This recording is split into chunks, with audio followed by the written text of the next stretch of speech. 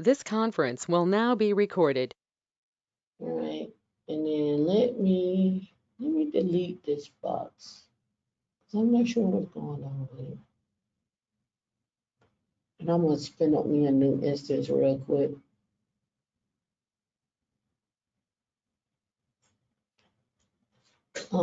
Instance two, which is fine. Close that out. We want to change this here. AWS and Azure are the only ones I know that have Red Hat, and the class goes over Red Hat 8. So if you ever wondered about what it is that you should be using. And let's allow HTTP, HTTPS, and create. This, I'm going to give you this because for those of you that take the exam, right?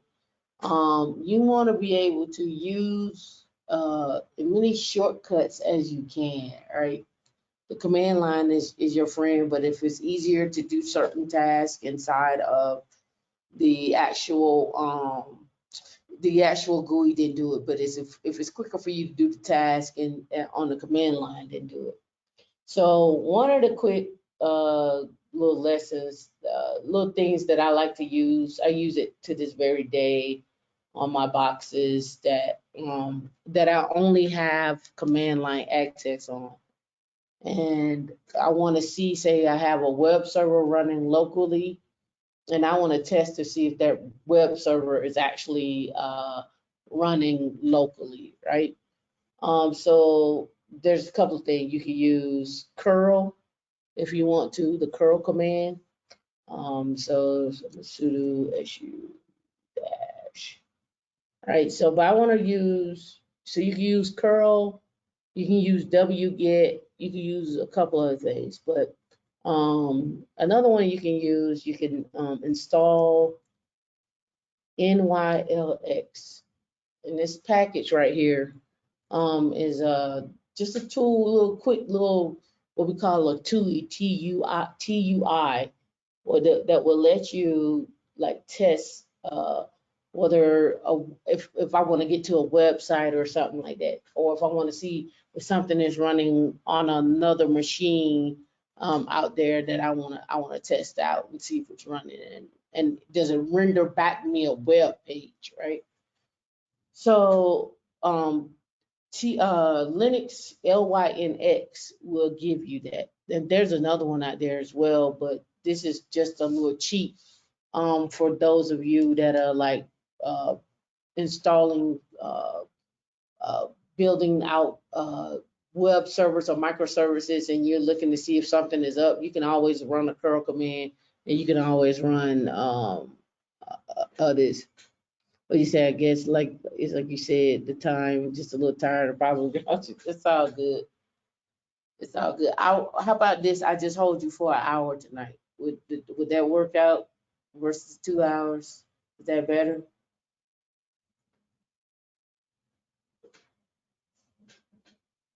All right, Laura, we don't count your vote. We don't. No, we don't count your vote, Laura. We don't count your vote. All right, so let that do its thing. All right, so here, all right, so journal entries, right? So let's talk about this. All right, so when we talk about journal entries, they're called system D journal, right?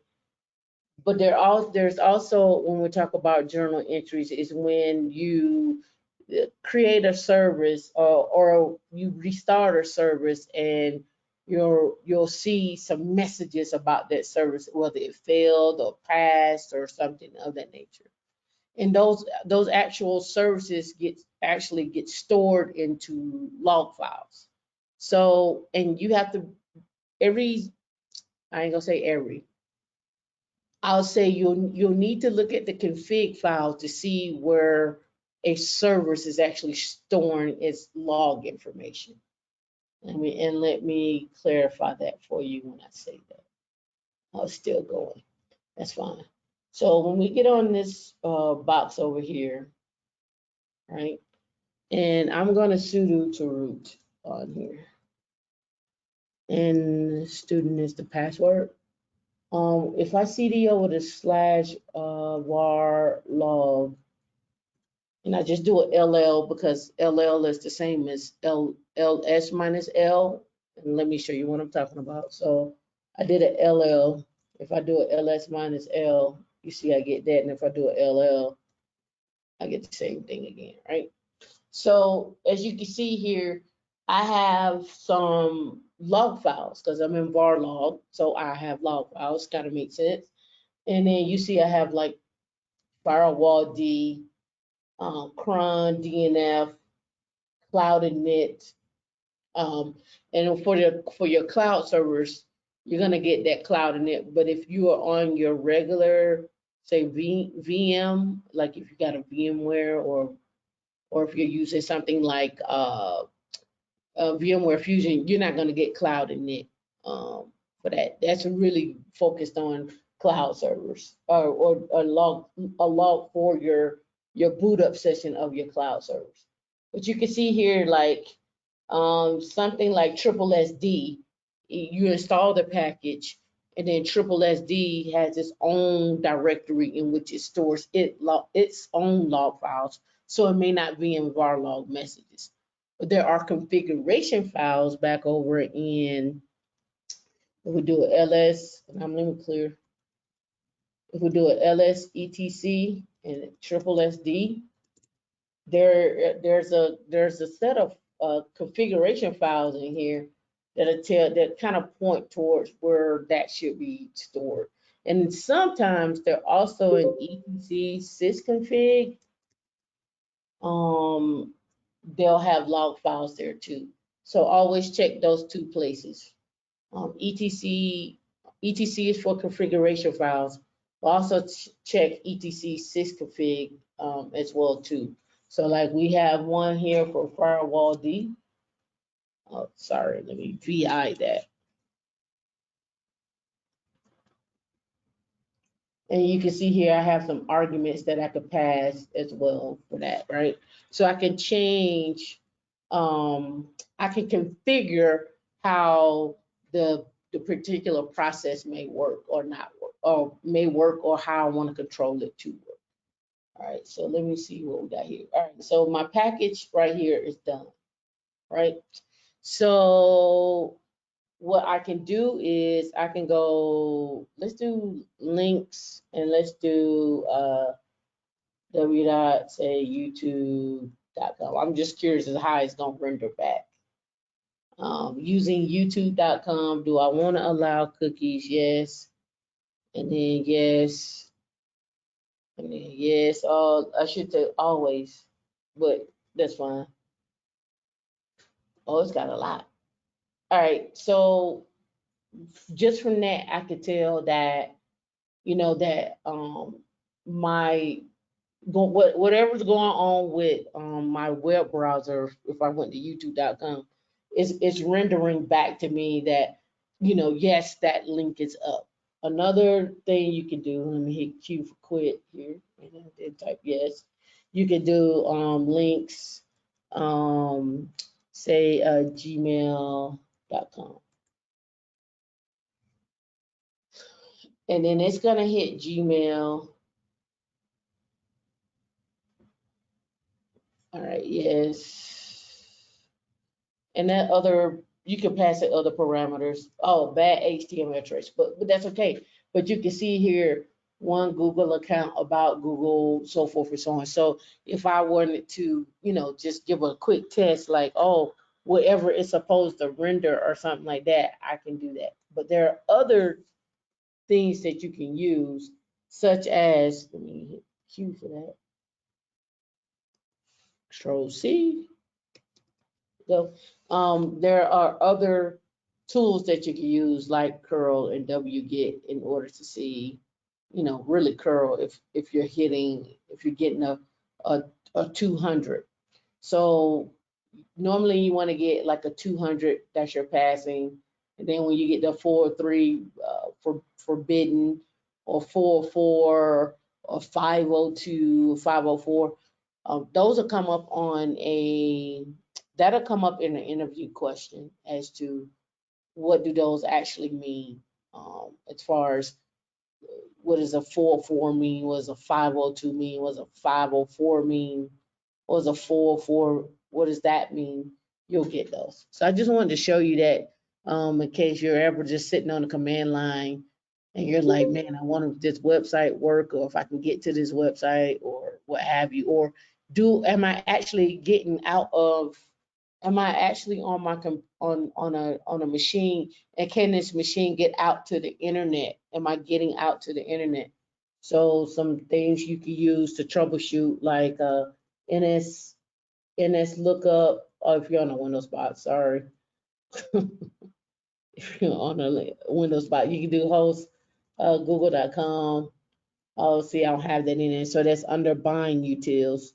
So let me do a yum install of bind dash utils. This is old school. They took that out for bind utils for using host.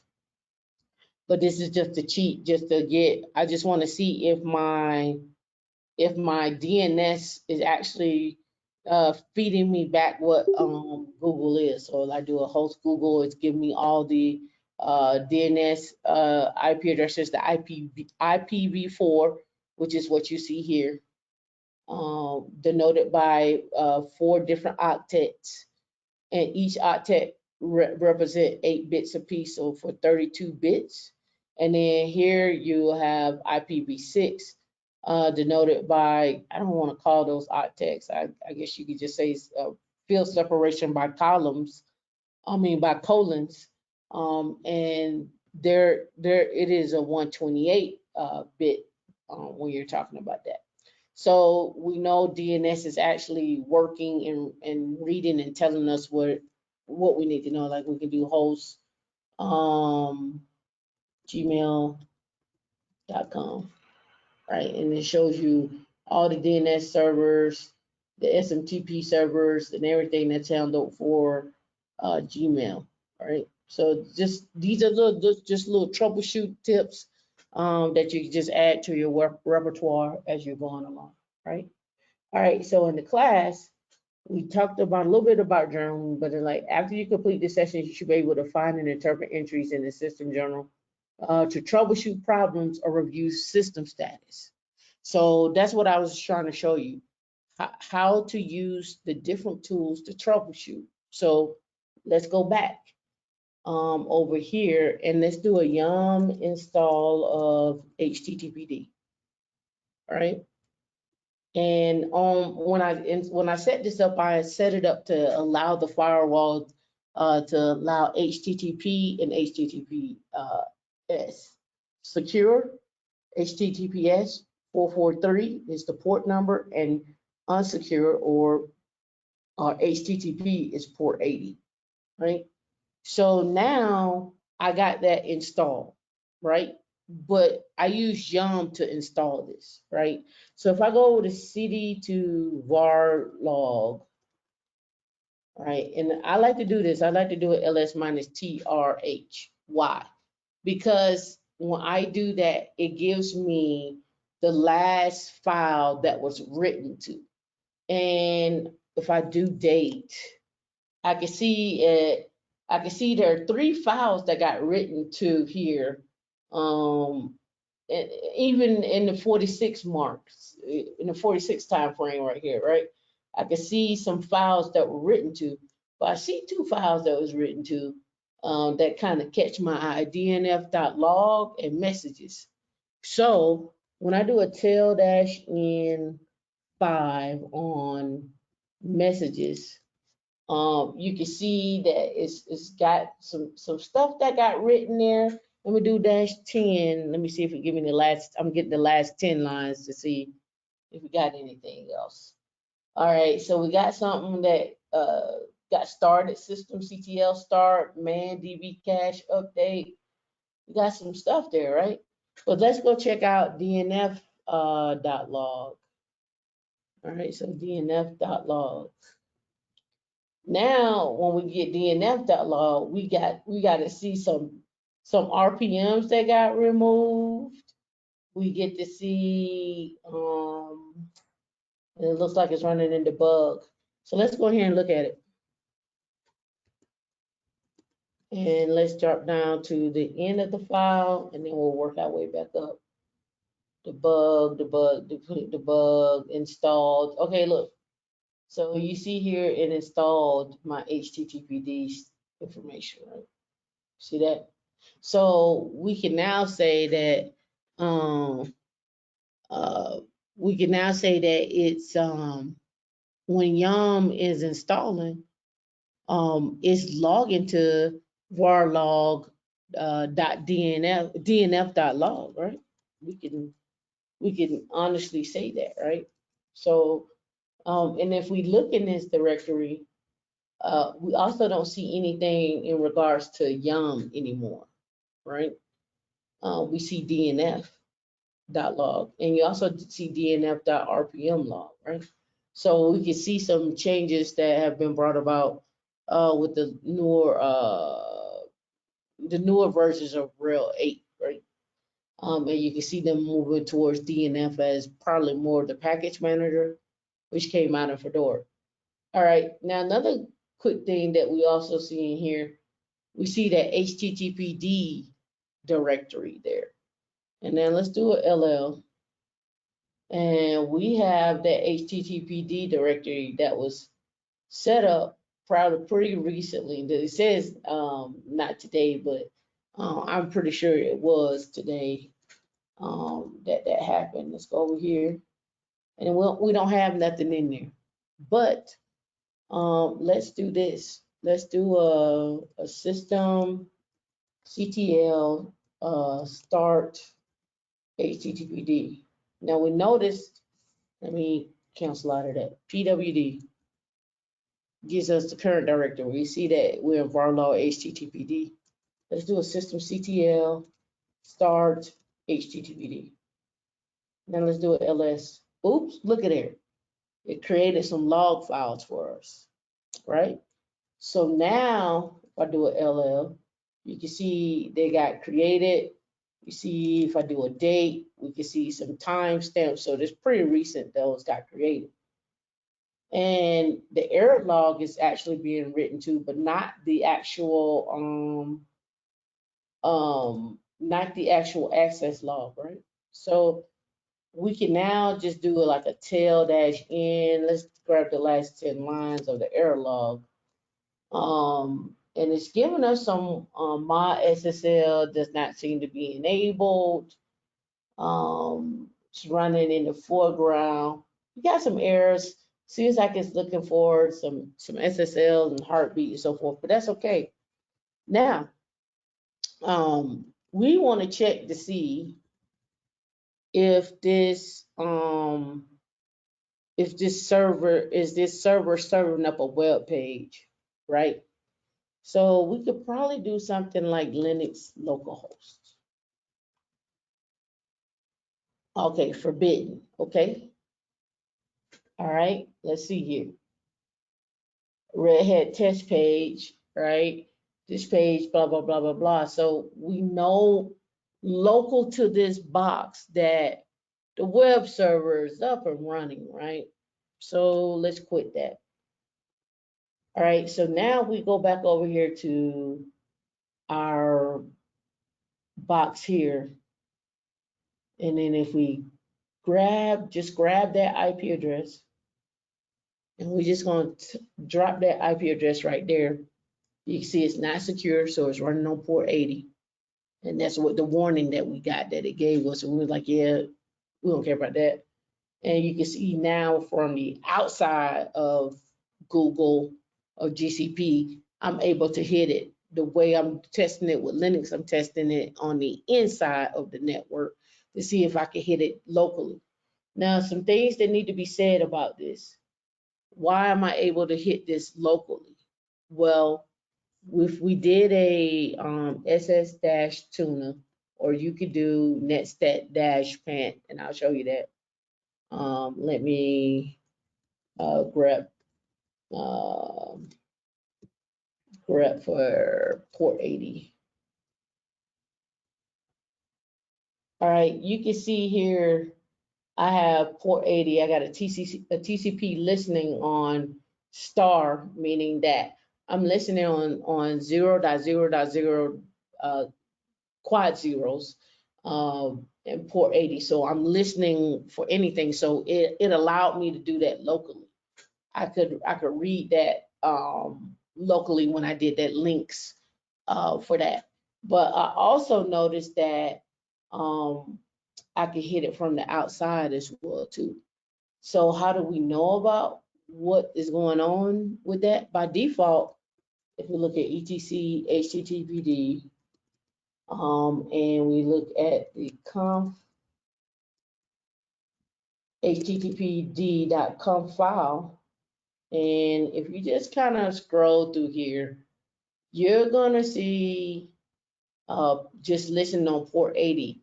I didn't specify, by default, it's not specified to listen to a whatever the local, not the local, but whatever the ETH0 or ETH1 or ENS1 or ENS128 IP address is and port 80. So by default, it's just a big broad. Really, it's like a more almost like a big broadcast that I'm listening on everything, and you can lock it down to only use an interface that it's listening off of. So that way, that everybody just you can kind of narrow down where it's serving up traffic on as far as a NIC card and so forth, right? So that's one way to troubleshoot, right? So now let's go and look at this.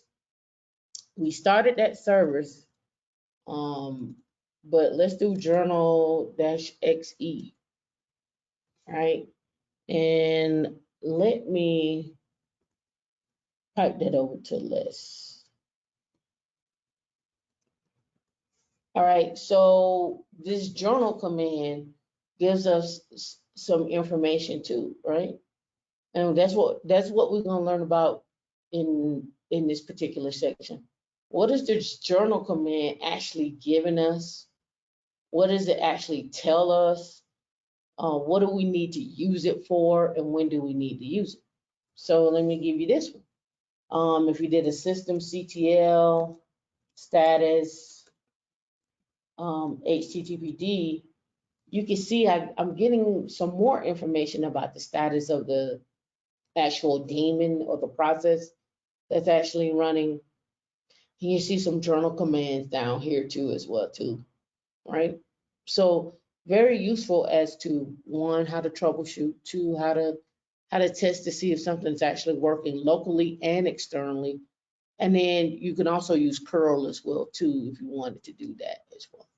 All right, so let's get back over here to the class. So here, find events on the system. System general server stores logging data in a structured index binary file called the journal. This data includes extra information about the log event. For example, for syslog events, this information includes the priority of the original message and the facility. Now, when we were talking about this the couple of weeks ago, they were talking about emerge critical. I forget the other word. Emerge critical. I have to go back to it. Let me go up here. Let's go table of contents. Then drop down to chapter 11. And I think it would be in here is when they started talking about it. Let me look. They're talking about the facility right here, yeah. Right. When we start about our warnings. Oh, and then let me see if they got in here. Let me do a search. Oh, it's not on here. Go to the next page. Is it in here? That took me back.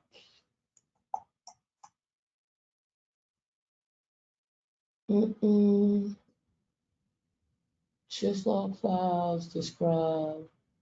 Let me go up here and see if they have it in here. I don't remember where it's at exactly. To do Varlog. Let's see, that's the quiz. I hope you guys been passing those quizzes. Priority. No, I don't see it in log rotation. We talked about that. Secure log. Talked about that. Did I have it in here? Did I pass it? No, I guess I didn't. I guess we did. I guess I missed it. All right, so let's go here. Priority of the original message and the facility, which is the value that the syslog service assigns to track the process that originated the message. Oh, so that var mail log, uh, var log messages, that's what they're talking about. So if it's critical or whatnot, right? So here, to retrieve log messages from the journal, use journal CTL command. You can use this journal CTL command to view all the messages in a journal or to search for specific events based on a wide range of options. So let's run this command on our box. Let's try it on our box over here.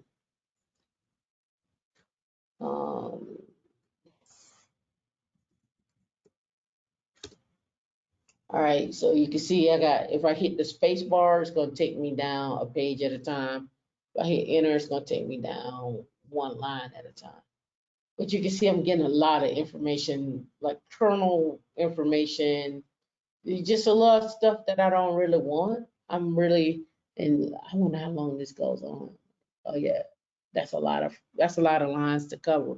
So you wanna filter on that, right? So that's what they showed you here. All right, now it says the journal CTL command highlights important log messages. Messages at the notice or the warning priority are in bold, while messages of error priority or higher are in red text.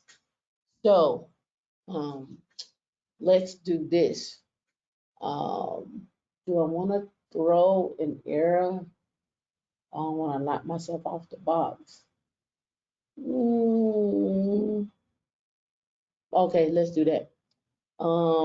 Let's clear, and then let's vi etc httpd and then httpd conf.httpd, right? Now what we're gonna do is we're gonna come in here and we're gonna do this. We're gonna do 1.1.1.x. And then we're gonna do colon. Now I'm throwing this error in here on purpose, right? Number one, there's no IP address assigned on this box or interface on this box at 1.1.1.x. All right, and then it's not gonna work on port 80. So I'm purposely throwing this error. All right. All right, so now when I do a system CTL HTTPD restart, right? I'm just gonna restart. Sorry. Restart HTTPD. Okay, you see that it gave me some errors, right? And it's telling me use journal-xe in order to see those errors. So we're gonna do two things. We're gonna use the journal CTL, and then we're gonna use the journal XE. So but I can just use my up arrow because I've typed this, and let's see if it shows up in red in here. We're just gonna keep going here. Right there. I did a space bar, so I may have to go back. I may can catch it. Let me see. Right here. Fail to get user group. Okay, that's something else. All right, so let's keep going. See if it pops up. Right there, key exchange. Here we go, right here. Fail to start HTTPD. So that's our trying to show you that, oh yeah, 0 to 7. they're trying to show you what they stated, right? And that's right here where they're saying the messages at notice or warning priority are in bold text, while messages of error or higher are in red text, right? So we have those red text right there. So we see that. So we threw an error, HTTP is not working. And then the other one is journal dash XE, not dash, not zero XE. And you can see it's only for that particular service that failed, right? So you can now, once that command ran and we did a journal on it, right? We can see exactly just for that particular one. And it also tells us exactly what we need to know. And you got a syntax error on line 45, listen setup fail, you need to fix that. And then they give you some more information about where to find support for help for that particular process or whatever you're trying to do for this particular process, or you can get some additional help and so forth. And then go from there. So does that make sense about the journal, the difference between the journal CTL and then journal CTL-XE? So another thing you can use is the man page.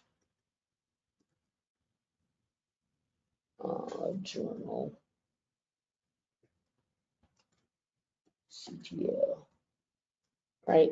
So query the system journal, and then you got some options and some matches.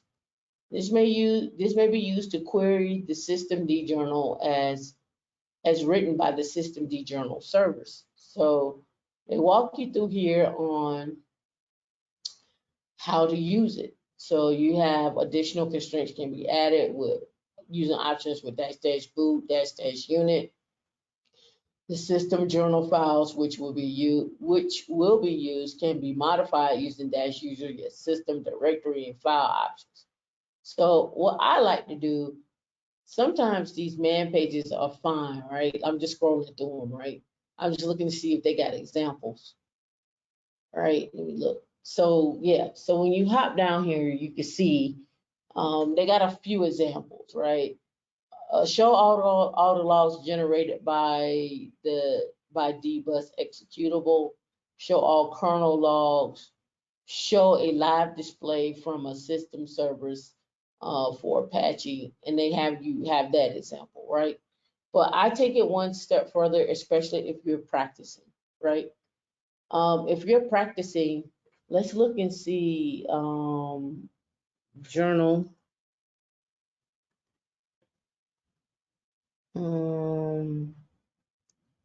CTL, Red Hat documentation.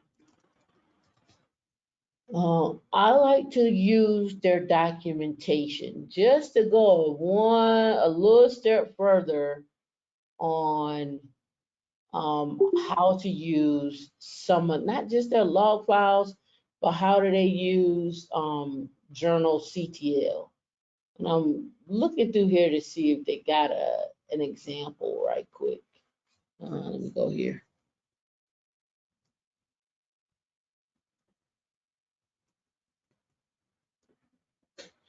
All right, so example of output, complete list of journal fields, C, blah, blah, blah, the man pages. Let's go over here. All right, so here. All right, view the metadata, journal CTL dash over both. Well, that's just that one example they got right there. Form, number, let's scroll back up. Example output, viewing log files. So again, that's not all I'm looking for, but you get the drift of using their Red Hat documentation to get a little deeper on examples, to get a little bit more idea on what it is that you can do with the command. And the man pages give you that, but I'm gonna show you a difference. It may not be on this machine.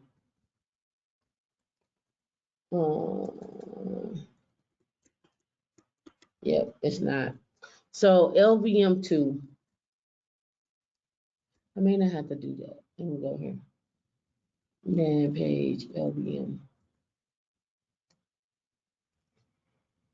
So let me give you an example of what I'm talking about. Do they have it on here?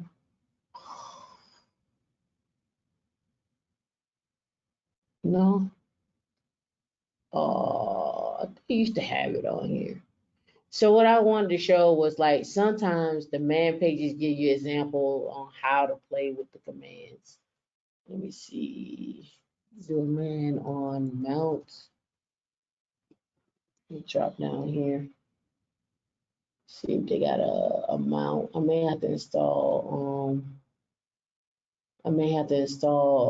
LVM because these man pages may be a little old.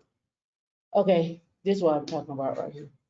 You see how they tell you, okay, you want to do a mount with the file system type of ext4 for this disk image onto this particular mount point.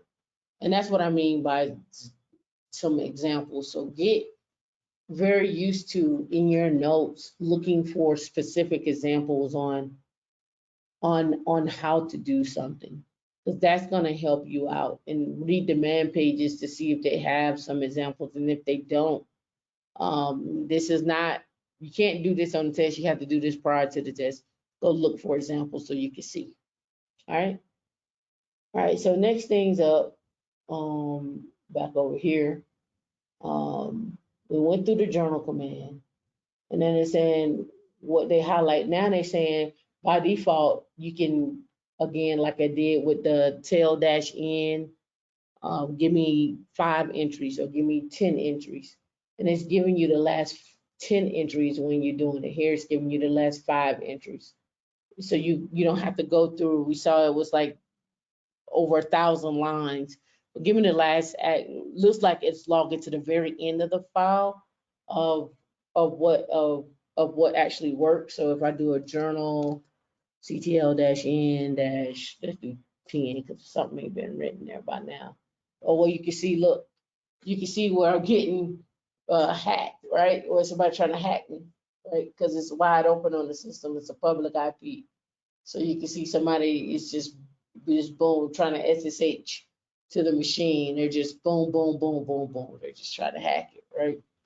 So now let's go back in and do etc SSH, not SSH, httpd conf httpd.conf, and then let's just delete this here and just leave port 80 there.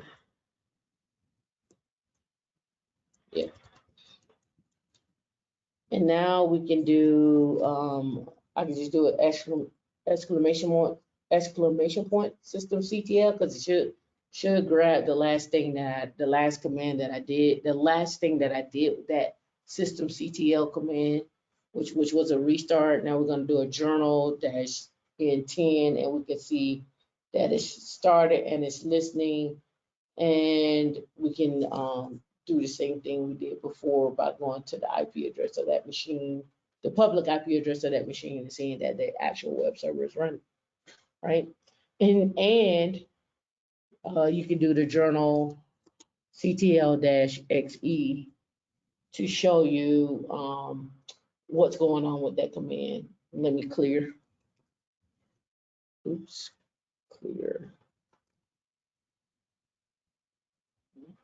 Oops, here we go. Is it it? Oh, that's my journal. Clear that. And let's do,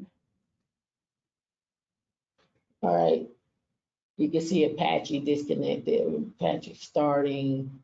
You can also see here server configured listening, and then you can see admin, invalid user trying to connect. Like there's just boom, boom, boom, just trying to connect, right? All right, so here they're saying similar to tail, the dash F option outputs the last 10 lines of the of the system journal and continues to output new entries. So what they're saying here is, let's clear. I want a CDO with a var log. And let me do a ls minus ltrh. So secure is the file that's running, right? So if I did a tail-f on secure, and I'm just gonna put some space in between here, we should see some more information coming in real time. And this is how you would read a file in real time, where somebody's actually just bombarding the system with whatever they're doing, right? Right now, we got an invalid user on admin. It was at 113.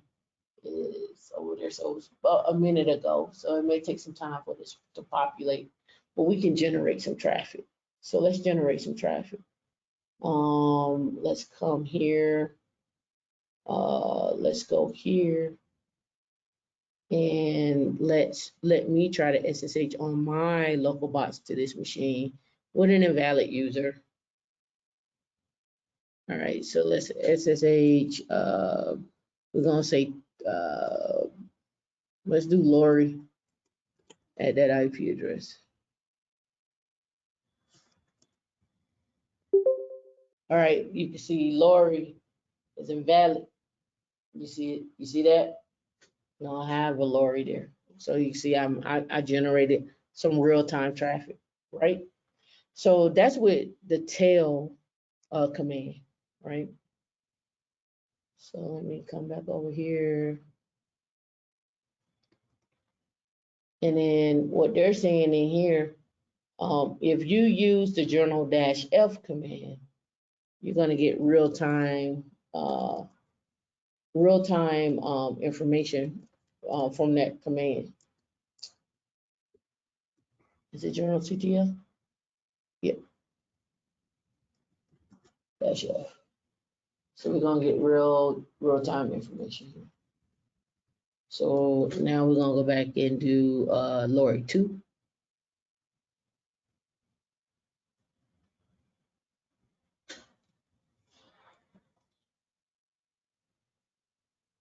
And Lori 2 is invalid. Real time. So if you ever wanted to watch something in real time, that's one way. For all intents purposes, another way to watch something in real time, clear and do a yum install of TCP dump. And if you ever want to watch network traffic on a particular port, TCP dump would be that. So I could do a TCP dump. Hold on, let me do this. IPA ETH0. So TCP dump dash I ETH0. I didn't filter. I'm just running.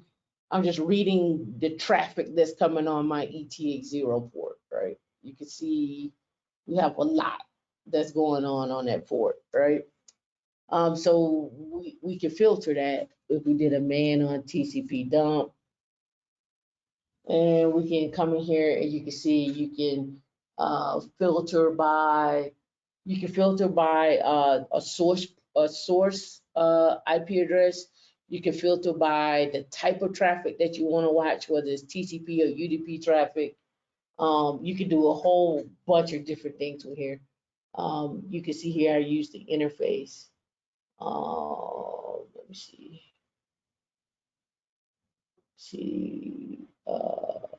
What else? File size, count, buffer.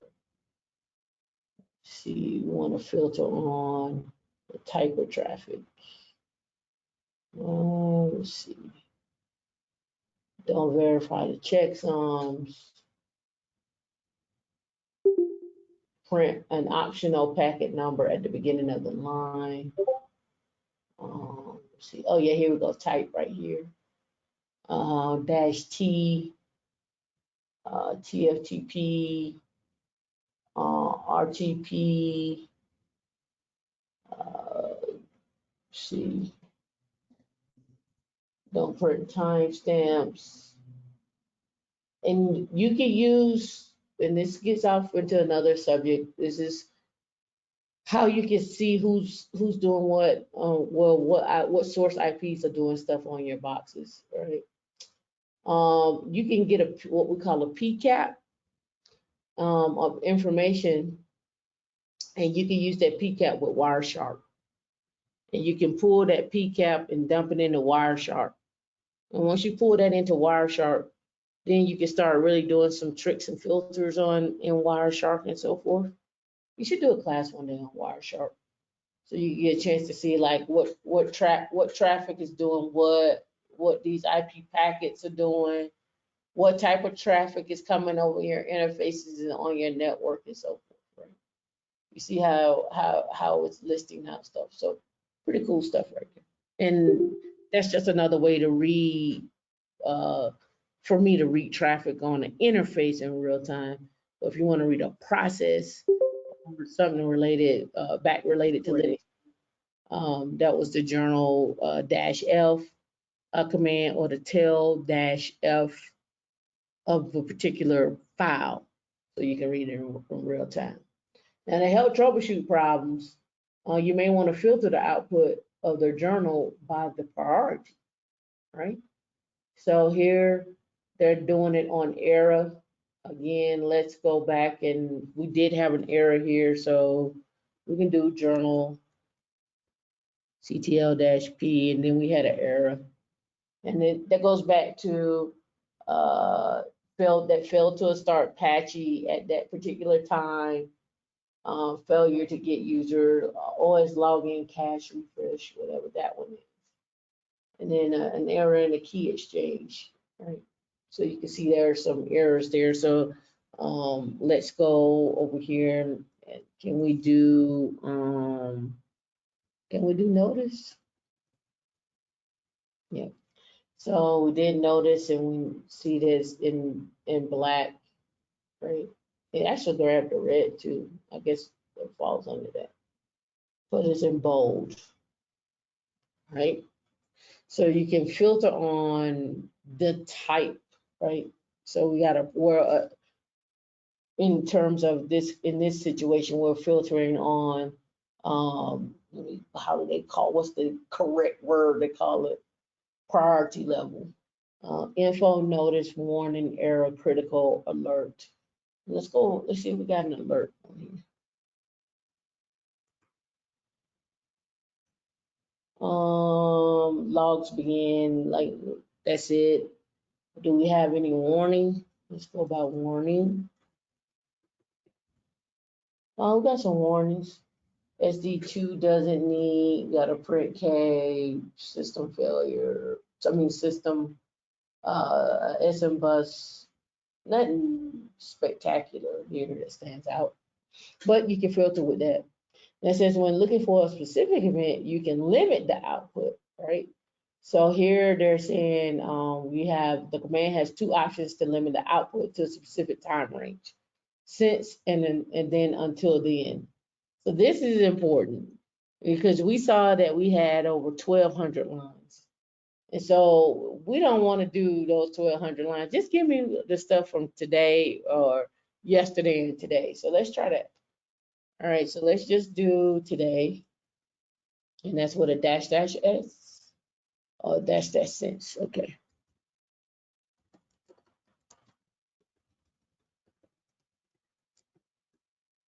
All right, so here's all the stuff. Now, here's the thing. I wonder if you can combine this. Can I combine this? Right? I don't want everything for today. Let's clear. Let's play. Let's play. Let's get since today, -P and then error. Okay, yeah. So give me the error since today, right? And I can do notice and so forth. So one thing I know we can do, whenever I see the --, that means I got options. So how do I know that? When I go back to this journal, CTL, and I come in here and I look at my options. Let me do a space bar to get down here. So, okay, so show all fields in full, follow.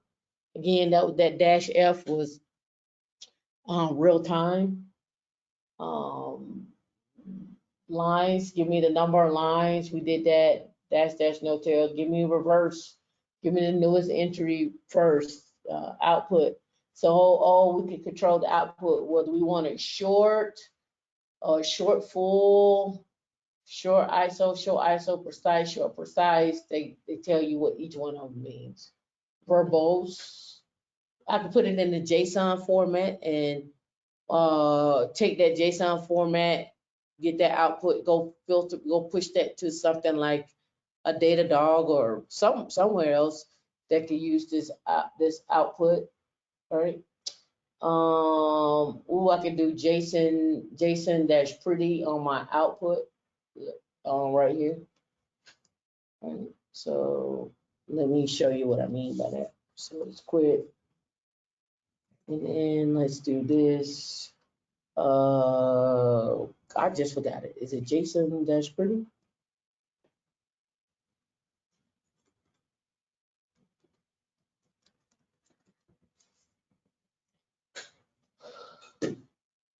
Okay. Do you notice the difference? Hold on. Wait.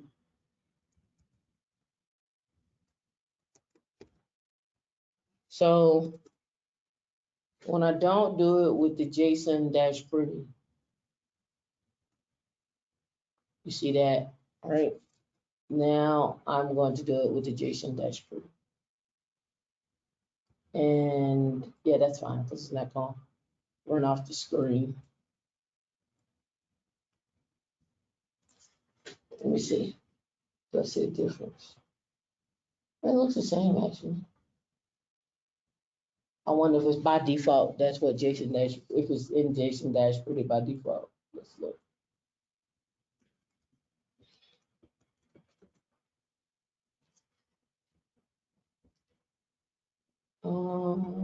Let's see.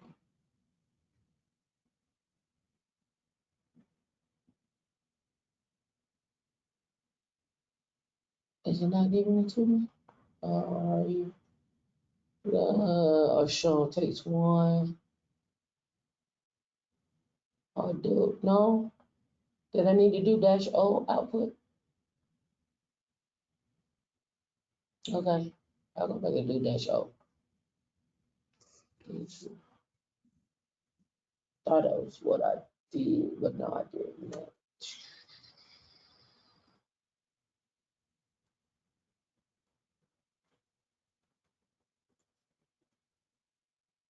And I don't mean to be equal. Okay, there we go. All right, so now you see the difference. So now I can put this into, I can pipe this over to JQ, right? And with JQ, I can tell it to give me just the host name or whatever the case may be, the syslog facility. I can tell it, I can specify what I want, right? So I can filter on this. So that's pretty cool.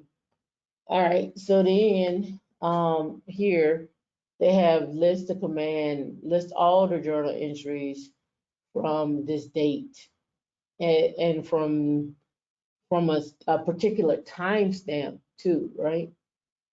You're giving it 8:30 to another date at 10 o'clock. So date is UTC. Okay, so we got what's our uptime? We've been up 53 minutes. So let's do from 128 to from 1 o'clock to 128. That seems fair. All right, so let's look at our format here.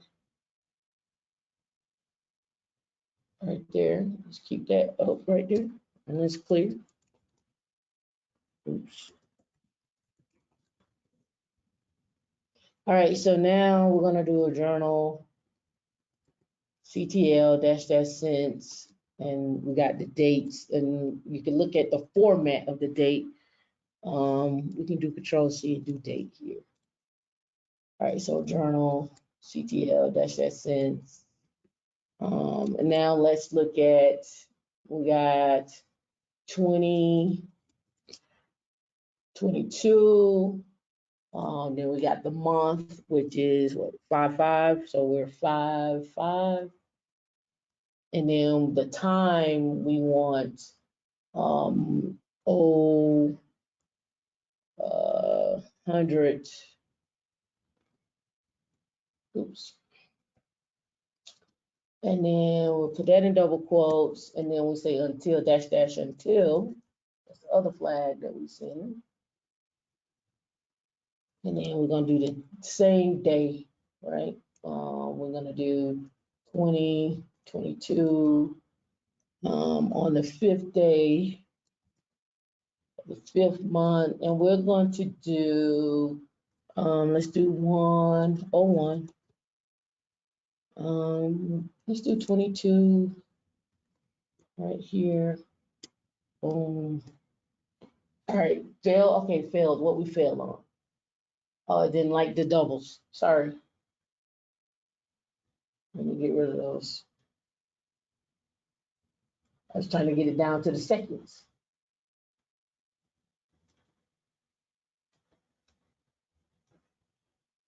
So you don't like my old one? Okay. Or is it my time is off? I don't know. Let's see. You don't like that? Oh, you're right. Y'all didn't tell me about that extra two. Okay, there we go. So it's clear. All right, let's show what I did. So I took off the 0, 1. I may add it back. That may still work. Let's try. I'm just curious. Should read past it, but we'll see. Yeah, it should read past it. Okay, cool. Cool. All right, so what I did was I kept the same time as UTC time, so I just kept it in the same time zone. So instead of trying to figure out what I am in and what it's reading and all of that, just kept the same time zone. We do the date. And the one thing that I did do is I did uptime because I wanted to see how long the machine had been running. And I can see here it's been up for 56 minutes, right? So I know that I have a current time right here. So I can see that I can go 56 minutes back, right? So I can grab 20 minutes at least on this very same day. If we leave it running overnight, I can do this from this time today until whatever time tomorrow and get whatever errors that I need to get. And it also says you can specify time in 2%. For example, to specify all entries in the last hour, you can do since 1 hour minus 1 hour. So I wonder, since I don't have an hour, can I do it in minutes? I'm just going to test it, but we should go read the man pages to see if we can do it in minutes. So let's go, just humor me here. And let's just do dash 30 and then do minutes. Maybe it's me, maybe. Okay, it took it. Now let's go onto the man page of Journal CTL.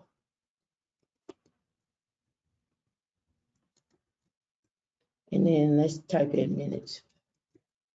Oh, don't come up. Interesting. How about man?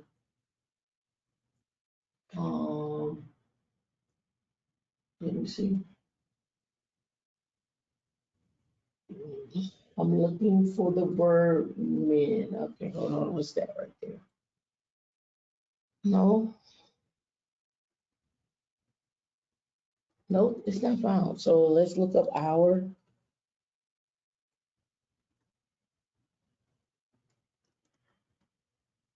Now let's look up since.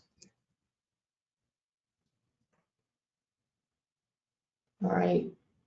So, I could do that. See, I could do it down to that. If the time part is omitted, is 000 is assumed. If only the seconds component is omitted, it'll go at the top of the hour. So if you want to get it down to seconds, we could have gotten it down to seconds. My format was just wrong when I did it. I didn't have the 22. I didn't have 2022. So okay, I was cool. Alternative strings you could do yesterday, today, tomorrow, understood, or the day before the current day, the current day, or the day after the current day, respectively. Now refers to the current time. Finally, relative times can be specified with minus or plus, referring to the times before or after the current time, and so forth. Right? But what they don't say is if you could do that in minutes or hours. Like they just got the hour, but it didn't say anything about the minute. So that's why I was looking for it. But it took it as if it was. So let me get out of that mode there. All right. And it says now, let's always read the notes. You can use other more sophisticated specifications with since and until, for example, see system d.time. All right, so let's do clear and let's do man system d dot time, and I should have did -7 here. All right, so parsing times, 2 hours, display timestamps. Let's go minutes. Oops. And not there. Yeah. How about men?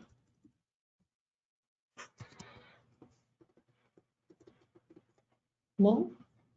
Oh, here we go. That's what I was looking for. I'm looking for my terminal. Okay, so I guess you could write your time like this, plus 3 hours and 30 minutes. You could do that. You can, these are just different formats on how you can write your times. Now, today, yesterday, tomorrow. They're trying to show you the formats here of how you can write your times. I still didn't see minutes, but at least you know different ways you can write your time, which is interesting. All right. And then we have the -O verbose. In addition to visible content of the journal, you can view additional log entries if you turn on the verbose output. Now, I'm going to tell you this now. When you got stuff going in verbose, you could be eating up memory, you could be eating up processes. So just be careful when you're doing verbose, especially if you're like doing a verbose and doing top or something like that. You can use the display extra fields to filter out the output journal, the journal query. The verbose output is useful to reduce the output of complex searches for certain events. So journal-O, journal CTL-O verbose. And then you see they got to quit. All right, so we can do that.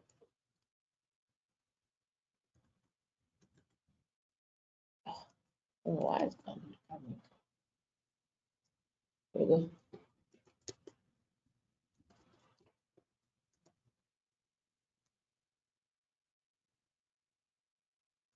Let me scroll down here so you can see, right? Now I hit Q for quit. All right, the following list shows the command fields of the system journal that you can use to search for relevant lines to a particular process or event. The command, and then they're looking here, right?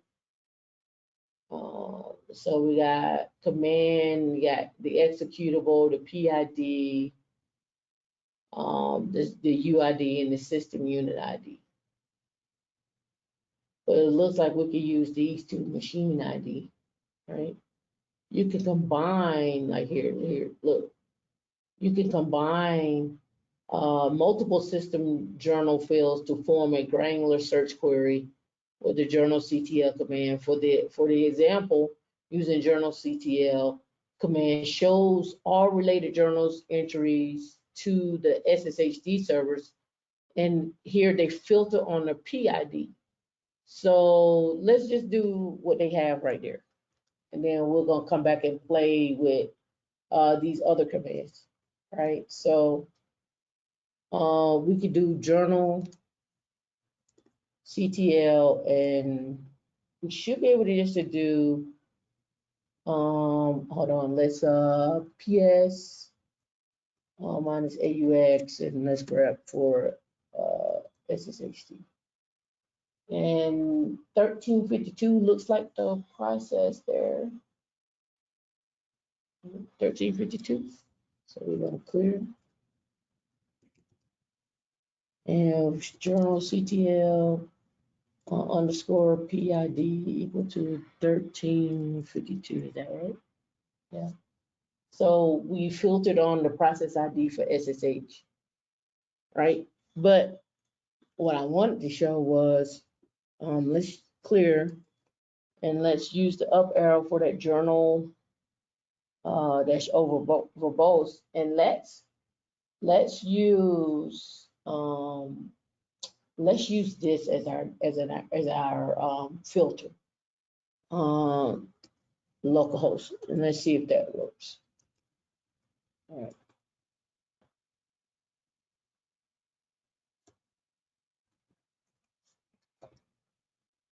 Okay, so we filtered on everything on localhost. So what that tells me is everything here, scroll up, yeah, keeps going away. Everything here, oh, come on. Right, when I do the journal verbose, everything with the underscore is a handler. So if I wanted to filter everything that's coming over for the kernel, or everything that's coming over for this machine ID, or everything that's getting logged about this host name or whatnot, I can filter on that. Here they're using, see, they have the handler system D unit equal to SSHD dot service, right? I didn't see where I can just do priority equal to 6. It looks like it has to be underscore for that, all right? For this though, use journal fields, consult the system d.journal man page. So we can go here and grab this, and then you can come here and do a man -7 on that, not a -n7, but -7. Boop, boop. Oh, I don't like me. Okay. How about we just do that? Okay. Consult system journal. Oh, I have an S. I still didn't like it though.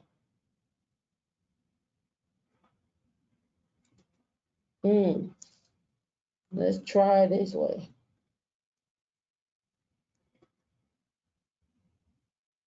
With the S, and that shouldn't work, but hey, yeah, I didn't think that would work.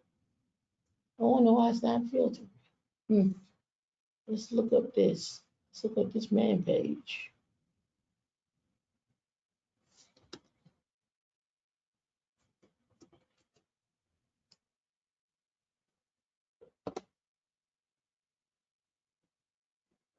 It just says it's man system d.journal-field. I did that and I'm not getting them. or whatever. So we get a message, you got a message ID, you have a priority, so you can filter on priority. So you can filter on what you see there. Trusted journal fields, right, with the handlers, different drivers, kernel, blah, blah, blah. All right, let's give this a shot. All right, so let's clear, and then let's go back up here, and let's do the verbose again. And then this time, let's go with a syslog facility of 0.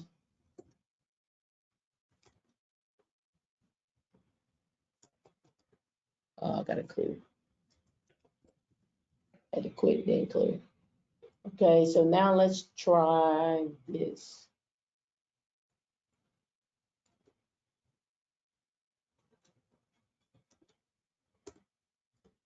All right, so it gave me, I'm not sure if that gave me what I wanted with the syslog facility of 0. Let's do this. Clear. And then let's run it without it.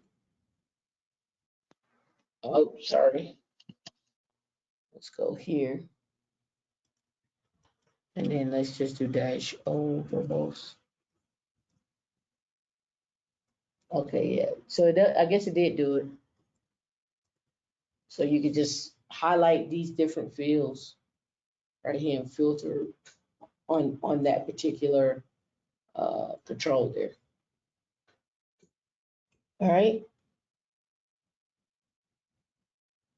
And then the next one is more for a review. You set up your lab on the workstation, you run this command, lab start log system D. So if we went over to our machine, labs, not capital, lab start, the lab start log system D.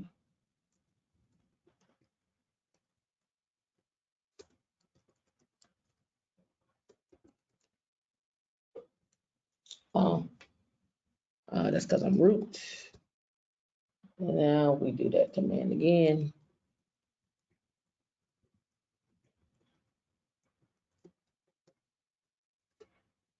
And you can see it's going to go out and check the lab systems. And if you hop back over to here, on the workstation, it's going to have you SSH over to the server A, or you could open up you could just open it up by, going back to your lab environment up here, and then hopping on server A with the console, right? And then you're on server A, you just have to log in. And then inside there, you're gonna run these commands like PID1. Here they're walking through UID 81, using the different events, whether it's a warning or error, just like we went through. Give me the past 10 minutes. So look, there's the 10 minutes. Okay, so we did see that minus the 10, right? So we did 30, so it works, right? And then here they're combining like Sense and System D servers, right? They said online classrooms running UTC time to retain the results that start at 9 a.m. in your local time zone. Adjust your sense value by the amount your offset from UTC. Alternatively, ignore the local time and use the value of 9 to locate journal entries occurred at 9 for server A's time zone. And they walk you through that, right? And you can get system D, you can see if that's, if you did the, what we did here, right here, the verbose, just to see what what you can filter by, right? And then basically you log out and then you reset the lab. And then in the next section, we preserve the journal. So we want to preserve these files. Again, we got storage parameters here, and then they're showing you what's persistent, what's volatile, what's run with auto, and then they walk through this as well too. Any questions and so forth? Did anybody get lost?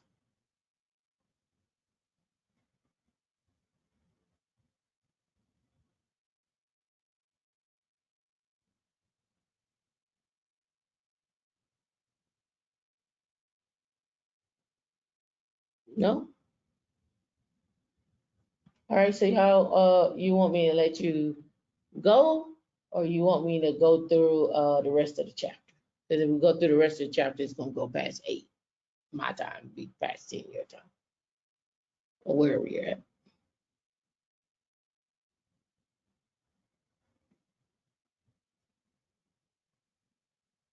I'm okay to go. All right, so keep going. It is all right. I like it. I know you miss me that much. Oh, you shouldn't have. You make me excited. Okay. All right. So objectives. Preserve the system journal. Um, and what they're talking about here, when we're talking about this, we're talking about we want to be able to preserve this by default. Red Hat 9, remember, stores the system journal in run log directory, and the system clears the system journal after reboot. But we may want to keep that because we may have what we call bad actors. You may want to, there's something bad that might have happened to the machine, not somebody breaking into it, but it could have been a bad disk failure, or we want to keep the log for whatever the case may be. We want to keep those logs, we want to keep those failures. So it says you can change the configuration settings of systemd journal with etc systemdjournal.conf. Remember, I told you etc is where everything gets configured at, right? So let's go here and grab that. And then let's go look at it. Let's vim, right? So it tells you it's a part of it, and you can see that it's broken down into sections, right? Do this. We have a journal. We have different sections here. Let me keep going. I think that's it. That's the end of it. Yeah. Right. But look at what we have. We have sync interval. We got maximum retention seconds, max file sec, forward to syslog. Like, don't forward all my information to syslog, but forward my information to syslog if I wanted to. Maximum number of lines, right? So you got different things that we could do with this. So we got some tweaking we can do with our systemd journal, right? And also says the storage parameter inside of this journal.conf file defines whether to store the system in a volatile manner or persistently across reboot. Set the parameter to persistent, volatile, auto, or none. All right, so let's go look in here and see what they're talking about. I'm scrolling up. I didn't see anything. All right, but let's see what they're talking about. The storage parameter. Okay, where's the storage? Right here. So we have the storage parameter. So that parameter, we can set it to be persistent, and it says If it's persistent, it's going to store it in var log journal directory, which persists across reboots. If the var log journal directory doesn't exist, then system journal service is going to create it. So let's look at it. And if we did, and oh, we're there already, pwd var log, right? Let's do ls. Is there a journal directory? No. So let's play. Let's open up that file again, and let's change this to persistent.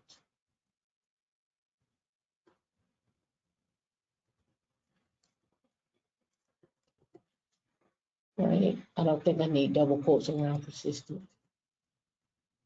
And then let's do system CTL restart. I'm going to say it's system D. Do I need to do system D journal? I'm not sure.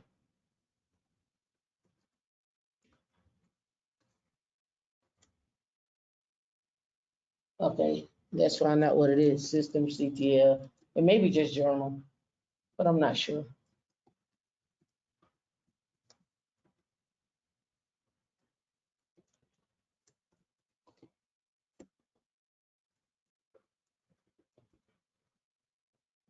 Okay, so it is system D journal.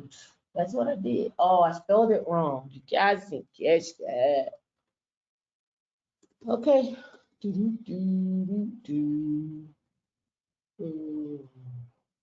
you go. All right, so now if I do an LL, I should have a journal directory there, which we do. And then let's go over to journal. And then we have this. We're gonna do ls minus r, right? Okay, we have CD over to that. I wonder if we can control this naming scheme, this E3FC, like, is that the ID? Let's go back and do a journal dash O verbose. That E, that's the machine ID. Yeah, I remember seeing that. Look, that's what it is. So it's specified by machine ID. And maybe we can get that changed. But nevertheless, and we look and do an LS and we do a system journal. Oh, look at that. Binary, right? So let's do a file on the system journal. Oh, it's a journal file. So we can't read it by opening it. We have to pass commands. Then those commands will read that file, right? But also you gotta remember you're taking up space too, because you're holding this locally. So you may want to keep this centralized. And then it says if you wanted this to be volatile, meaning that every time it basically it's not persistent, every time it reboots, that goes away. Varlog journal directory exists. If the Varlog journal directory exists, the system D journal D services uses the persistent storage. Otherwise, it uses volatile. This action is the default if you do not set the storage parameter. For us, that it was commented out, so it wasn't set at all. So we just set it. And then here we don't use anything. All right, it says the advantage of persistent system journals is the historical data, like I said before. However, even with persistent journals, the system does not keep all the data forever. The journal has a built-in log rotation mechanism. So what they're talking about here, if you see the over of our log, and let's clear, and let's do an ls. If you look at, if I reboot, messages is gonna have, because it's only been up, what, 2 hours now, maybe hour and 23 minutes. Messages, if I reboot, will have a messages with a timestamp, a date and timestamp, and then it'll have a new message file. But because this hasn't been running, we don't have that right now. but this comes from having a log rotation. So messages has a log rotation, and you find that out from etc log rotate right here. .d, and if you go in here and do an ls, you'll see boot log, firewall D, syslog, all those have a log rotate set up for them, right? All right, then it says the journal has a log rotation mechanism that triggers monthly. In addition, the system does not allow journals to get, larger than 10% of the file system that they're on, or to leave less than 15% of the file system free. And you can modify this in the journal.d file, configuration file. All right, so now it says system D process logs the current limits on the size of the journal when it starts, and the following command shows the output. So here we're going to journal CTL. They're going to grep for runtime journal and system journal. Let's grab that.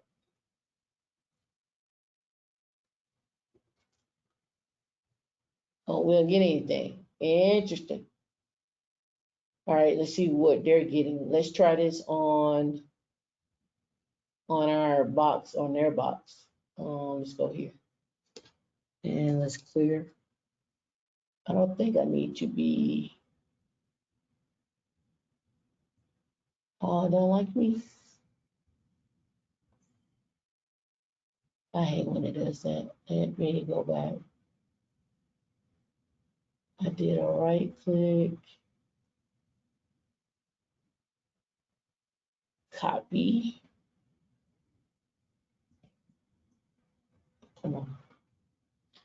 I'm trying to get it cut and paste. I don't want to type. I'm being lazy.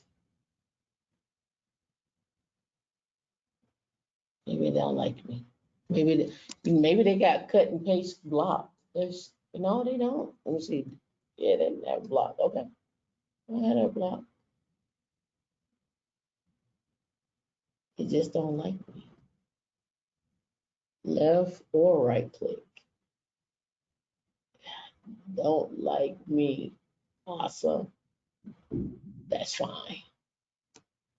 Anyway, let's see what we have here. So it says, when we do a grep for this, let's go here and just type journal CTL. Right. That's our output there. But there's a grep -e because we want to do real time or system journal. And it has, it's grabbing the file sizes, the current size limits here. And we don't have anything set up over here for it. So what that tells me is inside this file, that journal.d file, let me get back to it, that we need to set the limits here. We need to set the max file size limit. So let's do max files and then max file size limits. And if we do that, that should give us this output for that. And then here in the previous grep command, they did the pipe with the OR, and you can only do that with that grep -E, is what they're showing here. That is, the grep command matches any line with either runtime journal string or the system journal string, and that's that OR gives you that, right? So if you wanted to grab two things at one time, you can use the grep version. Now it says here we did the configure persistent system journal. I went ahead and got ahead of that, and we played with that. Here, while the journal persists after a reboot, the journal CTL command output includes entries from the current system boot as well as the previous system boot. So to limit the output to a specific system boot, use the -B option. So journal CTL -B1. Let me see if we can get something there because I turned this on afterwards. Okay, we do get some, and then 2.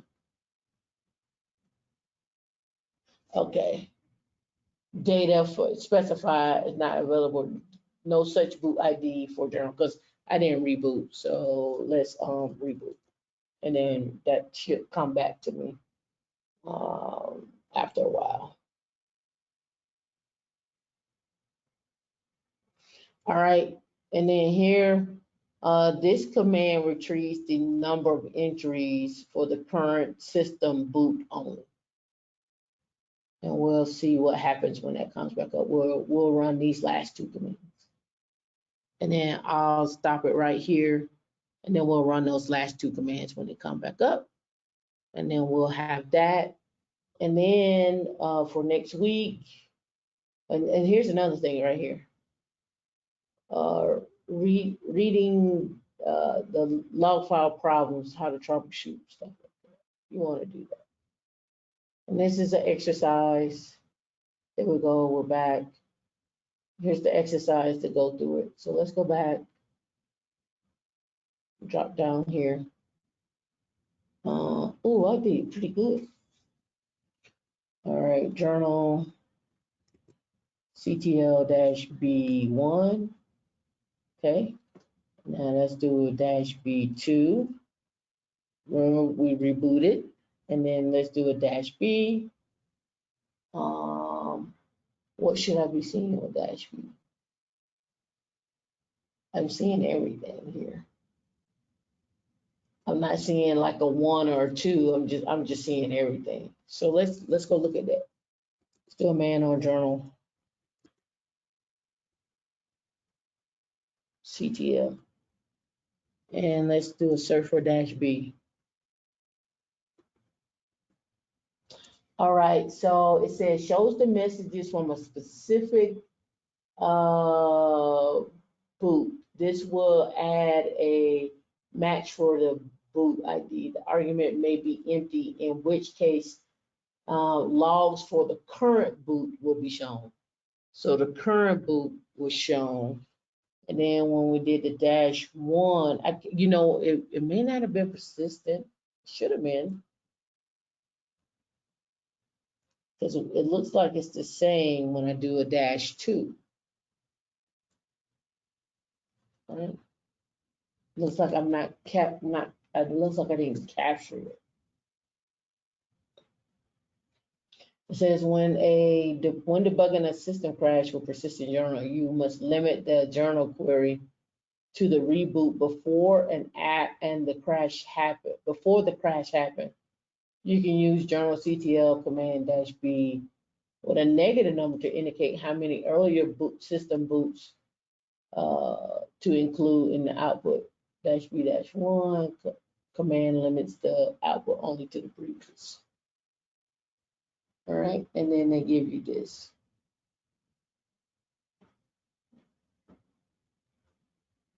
Make it open source inclusive, blah, blah, blah, but you can look down here on the side. It's to give you more information, right?